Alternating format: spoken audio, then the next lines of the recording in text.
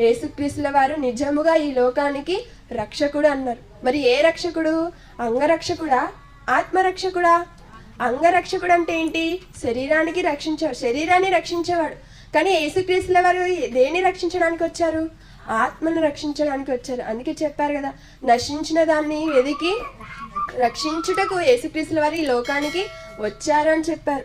శరీరాన్ని విడిచిపెట్టి ఆత్మ వెళ్ళిపోతే అది శవం అవుతుంది. అలాంటిది ఈ శరీరం. మరి ఈ శరీరంకి కావాల్సినటువంటి అవసరాల కోసమే నేడు మనం దేవుని నమ్మేవారిగా ఉంటున్నాం. ఎలాగా? ఇదిగో నాకు జ్వరం వచ్చింది, నేను దేవుని నమ్ముకున్నాను, నాకు జ్వరం తగ్గిపోయింది అనుకుంటుంటాం. అలానే నాకు ఉద్యోగం రాలేదు, నేను ఉద్యోగం సంపాదించుకున్నాను, దేవుని దయ ద్వారానే ఉద్యోగం సంపాదించుకున్నాను కాబట్టి ఆయన నేను నమ్ముకున్నాను అని అనుకుంటుంటాం.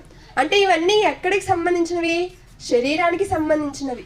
కానీ దేవుడు ఏం చెప్తున్నాడు? ఆత్మకు రక్షకుడు, ఆత్మను రక్షించే ఆయనగా మనము యేసుక్రీస్తు